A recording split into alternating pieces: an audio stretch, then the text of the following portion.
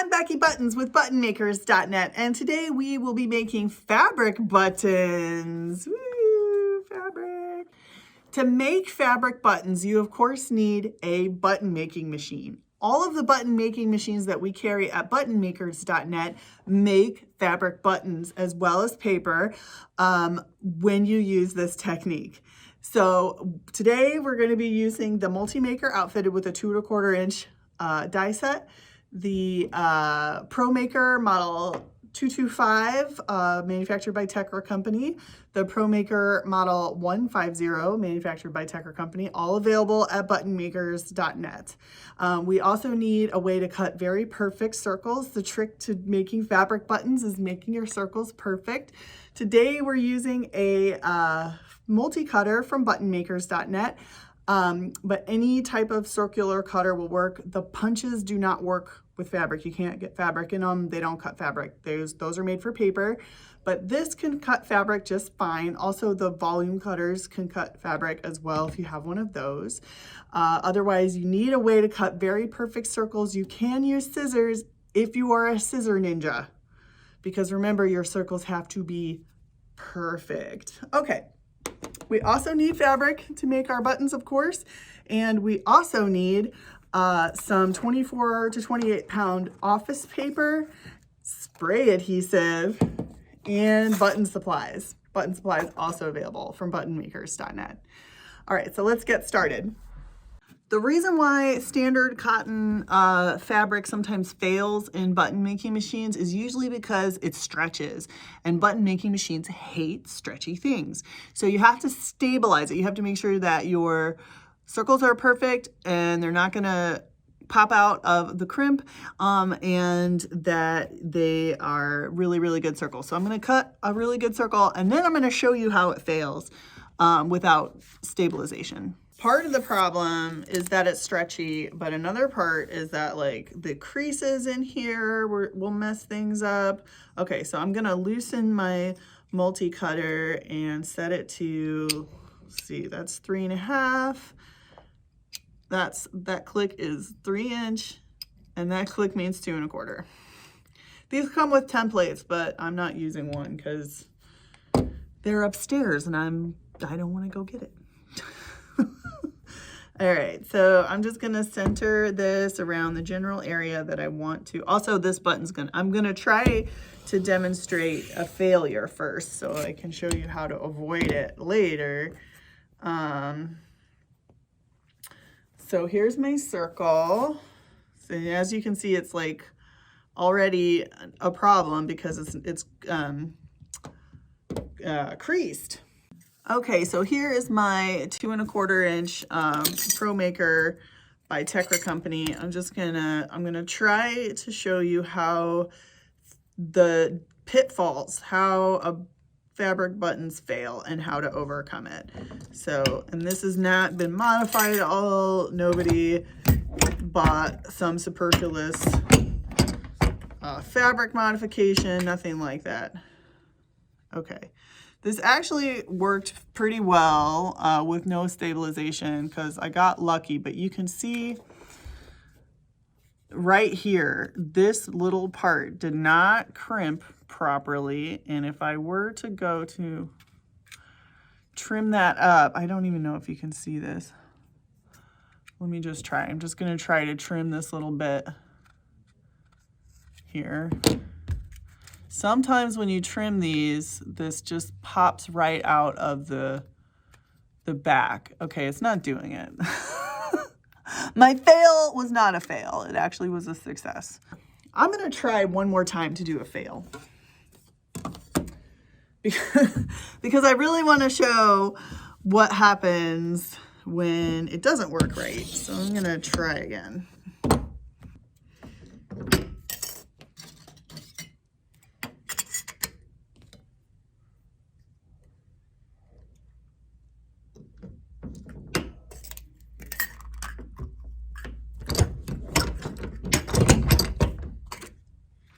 Okay, this is a much better, this is an example here of a fail.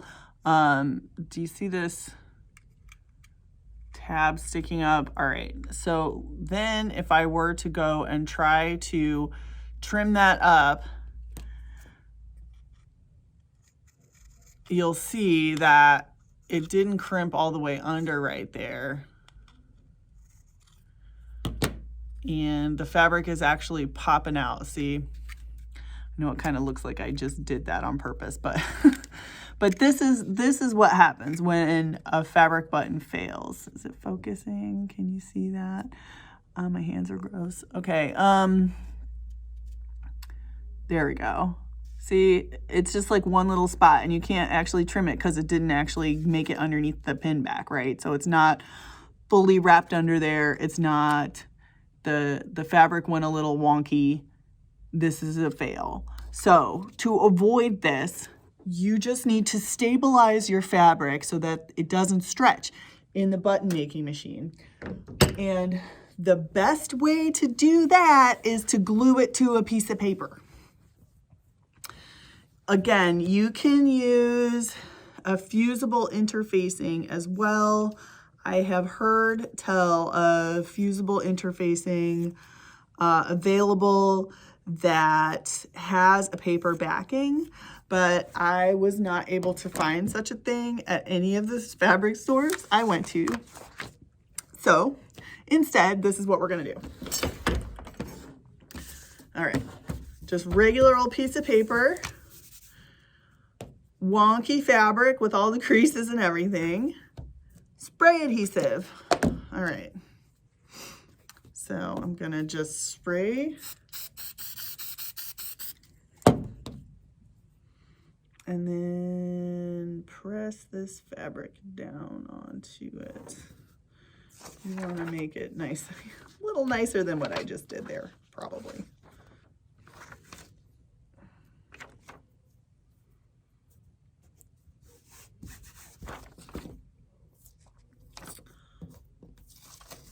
Okay. Let me get all these creases out. All right. Okay, do you see that? See, it's like I used spray adhesive and just adhered a piece of fabric to this paper. Now I can make buttons all day long and they'll all be great.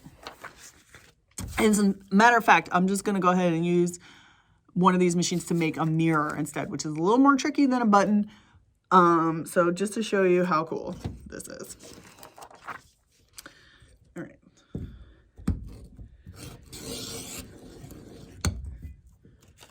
All right, so see, nice, perfect circle, no stretching. That is what we want. Okay, to make a mirror, you need a shell, collet, mirror, your fabric, and a shim. You get these mirror supplies from buttonmakers.net in complete sets. So we're going to insert the shell into die A. Mylar, I'm sorry, we're not using Mylar, we're making fabric buttons. Okay, then the collet goes into die B, sharp side up, mirror side down in the middle of the collet, and then you bend the shim like this so that it's high enough to keep the button taut inside the mirror taut inside the button. All right, and then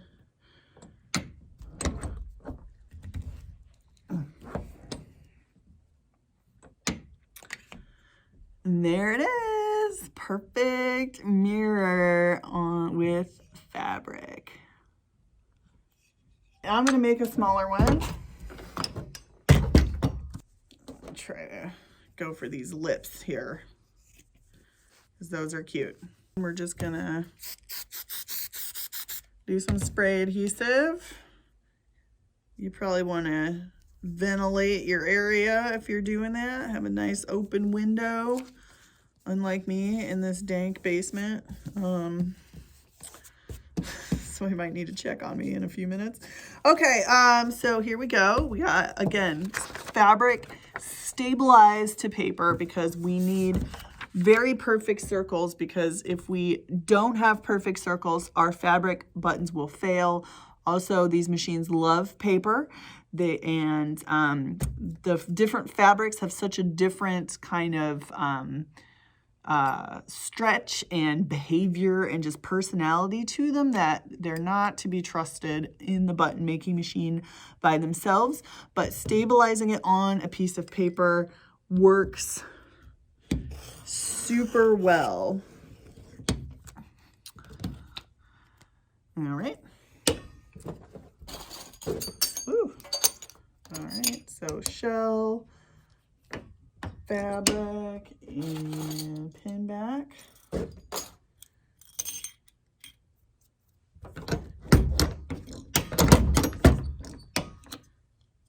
Ta-da!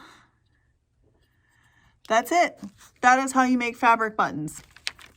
Hey, okay, that's it. That's all you need to do. You don't need special equipment. You don't need special adjustments.